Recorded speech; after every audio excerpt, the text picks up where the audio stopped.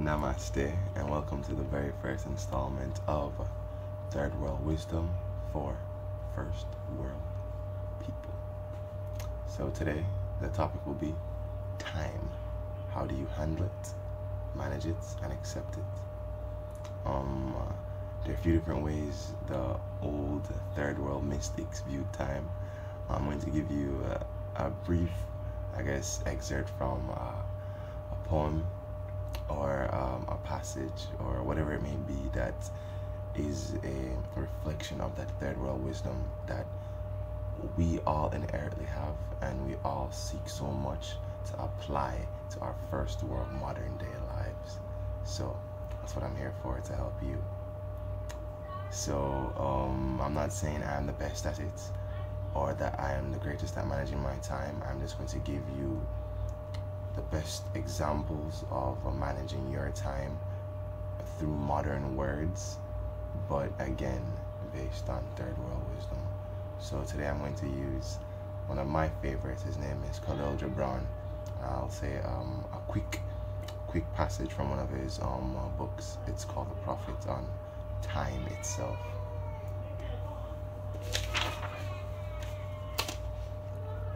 Of time, you would make a stream upon whose bank you would sit and watch its flowing.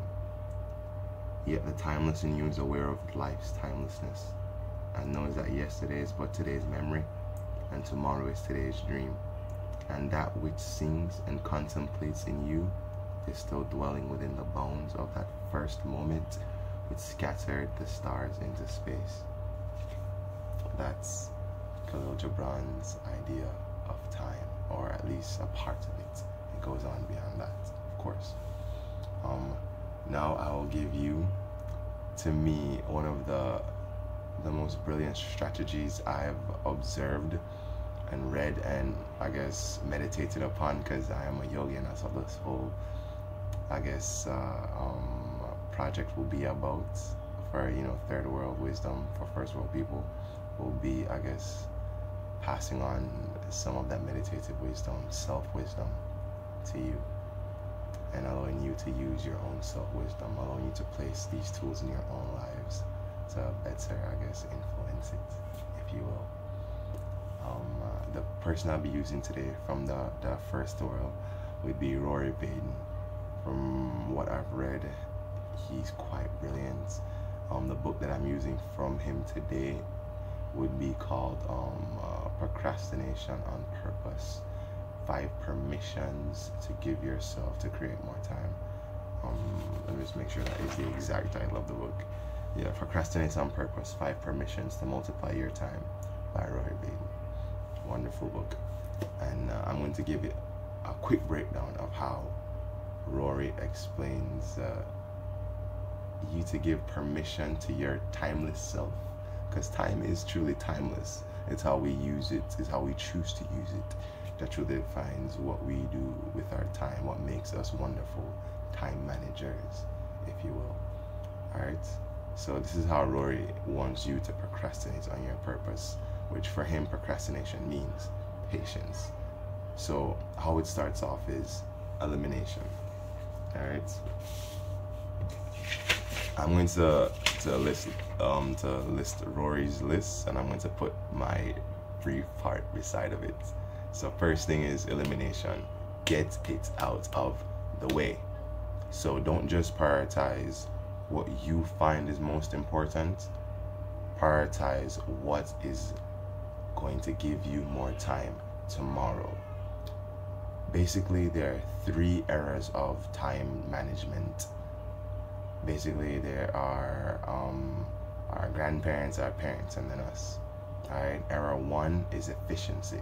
It's all about how much we can get done within a certain time period.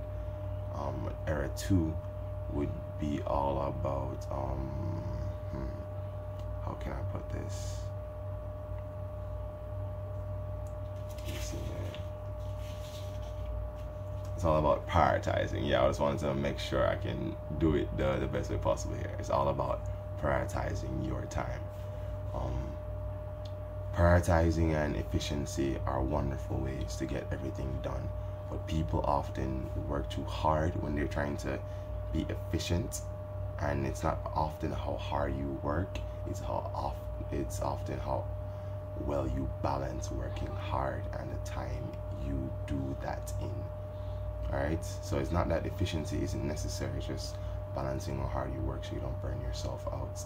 And prioritizing. People often prioritize what they think is most important, not what is most important. Because what often is most important is what will give you more time for tomorrow.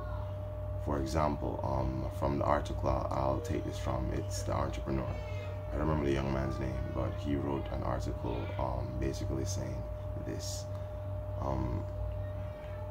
When you create more time for yourself, for the things that I guess you find more important, you're taking away time from what is more important to the task at hand. So if the task at hand is to get better at a particular thing, but you only find a certain part of it important, you're limiting the possibilities that you have to maximize your learning time with that particular task. Don't just do what is most important to you, do what's most important right in front of you.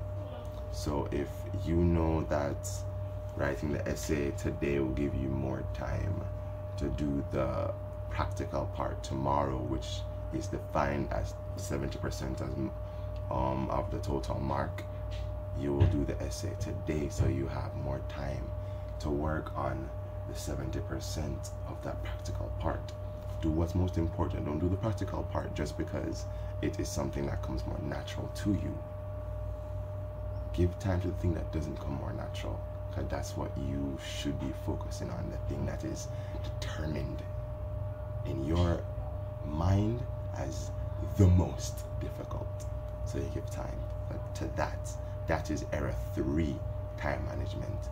Giving yourself emotional permission, because most people tie emotion to everything that they do. They're the 1% out there that their idea of time management is strictly structured to a particular way, so they do not care about the emotional tie-in or association.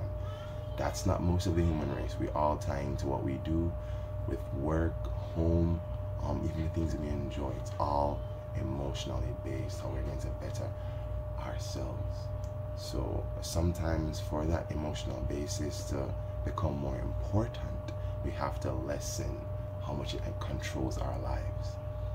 Alright, so I hope that helps. That's a quick synopsis of the importance of time management in a creative environment. There are added parts to Rory's definition. There's automate. Basically, it is making it a habit, creating structure with all these things that you're now eliminating, and you're now seeing what is most important to do. Third thing is delegating. I think this part is most important for businesses, but then you can also delegate a day, a particular time when you're scheduling to do certain things. Again, what will be most important to create time for tomorrow. Third thing, if I'm not mistaken here, would be concentration. Work in your butt off to get what you need done. Once you figure out that this is what's necessary, do it. You have the motivation, you've given yourself the time to figure it out.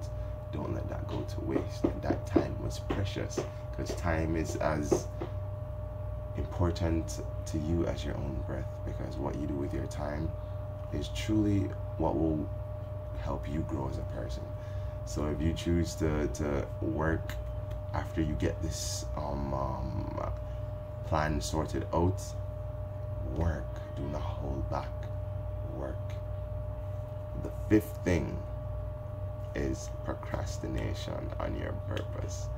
And I know it sounds funny, but procrastination, if you will, can at sometimes be necessary. For example, when you procrastinate for your sole purpose of getting rest, or you just want to feel good, or it's just something to enjoy, that's why you're procrastinating. Your time is not being fulfilled. That's time wasting. But if you're purposefully putting something off because you know that the time is not right to do it, you're procrastinating on purpose. You're giving yourself the emotional room